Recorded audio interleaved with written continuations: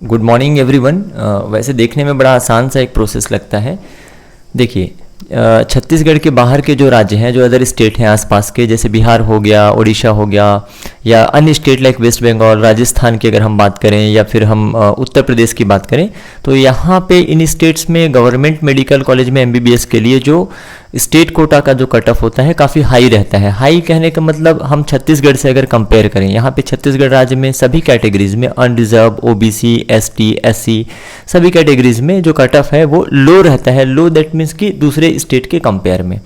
अब बहुत सारे लोगों के दिमाग में ये बात आती है कि क्यों ना छत्तीसगढ़ का डोमिसाइल बनवा लिया जाए या किसी तरीके से निवास प्रमाण पत्र हासिल कर लें और एज अनरिजर्व्ड कैटेगरी यहाँ पे पार्टिसिपेट करके गवर्नमेंट मेडिकल कॉलेज में क्या हम एडमिशन ले सकते हैं क्या, या ऐसा पहले हुआ है। तो देखिए, मैं आपको पहले से इस चीज़ को इन्फॉर्म कर दे रहा हूँ कि यहाँ पर देखिए, एडमिशन लेना या डॉक्यूमेंट बनवाना कोई बहुत बड़ी बात नहीं है, लेकिन एडमिशन से पहले स्क्रूटनी का प्रोसेस होता है जहाँ पर आपका डॉक्यूमेंट पूरी तरह से वेरीफाई किया जाएगा, पहली बात है ना। दूसरी बात यह है कि मान लीजिए किसी जुगाड़ से, है ना, एडमिशन हो गया, किसी को पैसे वैसे दे के आपने किसी भी तरीके से करा लिया, आजकल बहुत एजेंट घूम रहे हैं इस चीज़ को लेकर, करा लिया, एडमिशन तो हो जाएगा आपका। एडमिशन होने के बाद भी क्लियरली मेंशन है यहाँ पे कि यदि कुछ भी ऐसा पाया गया या किसी भी फ्रॉड डॉक्यूमेंट या गलत तरीके से आपने एडमिशन लिया है, प्रवेश लिया है, तो प्रवेश आपका उसी वक्त निरस्त कर दिया जाएगा। जो यहाँ डीएमई है, CGDME, Chhattisgarh director medical education, as well as उनकी पूरी टीम जो है, इस बात का विशेष ध्यान रखती है कि किसी भी बच्चे का जो एडमिशन है गलत तरीके से या फ्रॉड तरीके से ना हो। और आप पिछले साल के काउंसलिंग प्रोसेस को देख लीजिए, उससे पहले एक केस भी हुआ था, कुछ बच्चों ने एक से ज़्यादा स्टेट के काउंसलिंग के लिए अप्लाई कर दिया था। एट अ टाइम आप सिर्फ एक स्टेट के स्टेट कोटा के लिए एलिजिबल होते हैं, इस चीज़ का आपको ध्यान रखना है।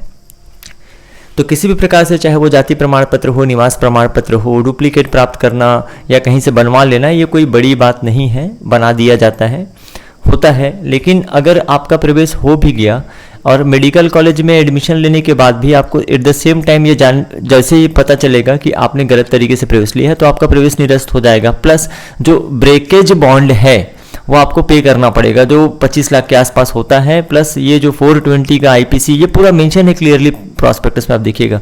तो ये जो 420 का जो केस होता है वो लग जाएगा। समय तो बर्बाद होगा ही आपका, है ना, एज वेल एज पैसे भी आपके बर्बाद होंगे। उस समय वो एजेंट या जिसने भी आपका इस तरीके से प्रवेश कराया है वो सामने नहीं आएंगे या बिल्कुल डिनाई कर देंगे कि उन्होंने कोई ऐसा काम किया है। तो पूरी तरह से आप फंस जाएंगे, आपके बच्चे का कैरियर तबाह हो जाएगा। तो ऐसे विचार, ऐसे ख्याल में मत लाइए, ख्याल जो है मन में मत लाइए। बेहतर होगा कि यदि आपको गवर्नमेंट मेडिकल कॉलेज की सीट अपने स्टेट में नहीं मिल रही है, जिस स्टेट के लिए आप एलिजिबल हैं, तो अगर आपका बजट अलाउ करता है तो आप प्राइवेट मेडिकल कॉलेज में एडमिशन लेकर एमबीबीएस किए।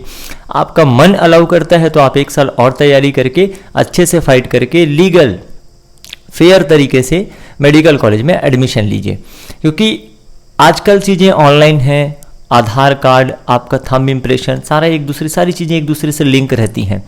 आपको लगेगा कि किसी तरह से प्रवेश हो भी गया, आज से 1 साल, 2 साल, 3 साल बाद, है ना, जिस मेडिकल कॉलेज में आप पढ़ रहे हैं, हो सकता है वहीं से ये बात लीक हो जाए कि आपका जो एडमिशन है वो फ्रॉड तरीके से कराया गया था। देखिए, मार्क्स हैं, मार्कशीट है आपके पास, नीट में मार्क्स अच्छे आए हैं, तो डेफिनेट सी बात है, अगर आप 570 नंबर लेकर आएंगे और छत्तीसगढ़ की काउंसलिंग में पार्टिसिपेट करेंगे तो एज ए अनरिजर्व कैंडिडेट आपको एडमिशन मिल भी सकता है, अलॉटमेंट मिल सकता है, एडमिशन मिल सकता है। ये मल्टी स्टेप प्रोसेस होता है, ध्यान रखिएगा। सिर्फ अलॉटमेंट मिल जाना, एडमिशन मिल जाने की गारंटी नहीं है। और एक से ज़्यादा स्टेट में एक साथ अपने स्टेट कोटा के लिए पार्टिसिपेट किया तो हो सकता है कि आपकी काउंसलिंग में पार्टिसिपेट करने की जो एलिजिबिलिटी है वही ख़त्म कर दी जाए। तो आप किसी भी राज्य के नहीं रहोगे, ना तो आप बिहार के रहोगे, ना फिर छत्तीसगढ़ के रहोगे, या फिर आप यूपी के हो। तो ऐसा चीज़ है। छत्तीसगढ़ राज्य में दूसरे अदर स्टेट के स्टूडेंट सिर्फ और सिर्फ प्राइवेट कॉलेजेस के एमबीबीएस या बीडीएस के मैनेजमेंट सीटों के लिए एलिजिबल हैं, जिसकी काउंसलिंग सीजीडीएमई के माध्यम से होती है। अन्य कोई तरीका नहीं है जिसके माध्यम से आप एडमिशन ले सकें। या कोई आपसे फॉल्स प्रॉमिस कर रहा है, झूठा वादा कर रहा है कि कम मार्क्स पे गवर्नमेंट कॉलेज में एडमिशन करा देंगे या आपका डोमिसाइल सर्टिफिकेट बनवा के गवर्नमेंट कॉलेज में एडमिशन करा देंगे, तो ये गलत है। क्योंकि अब ऑफलाइन वाली चीज़ें नहीं है, चीज़ें ऑनलाइन होती हैं। कितने बच्चों का प्रवेश हुआ है, किस मार्क्स पे हुआ है, उनका एवरीथिंग डिटेल, आधार नंबर से लेके फ़ोन नंबर से लेके एवरीथिंग डीएमई की वेबसाइट पे पब्लिश किया जाता है। और बिल्कुल ट्रांसपेरेंसी को मेंटेन करने के लिए ये किया जाना आवश्यक भी है। तो इन चीज़ों का आप ध्यान रखेंगे। तरीका अगर गलत है तो वो हमेशा गलत ही होता है। आप एक अच्छे चीज़ के लिए आगे बढ़ रहे हैं, मेहनत करके आपने अपने मार्क्स लाए हैं, जो भी है 470 है 570 है, डजेंट मैटर, मेहनत से आए हैं। पेरेंट्स को भी मैं ये सलाह दूंगा कि अपने बच्चों का एडमिशन कराने में कोई भी गलत वे या गलत तरीका न अपनाएं, क्योंकि बच्चे जो होते हैं अपने पेरेंट्स से सीखते हैं, हमसे आपसे ही सीखते हैं।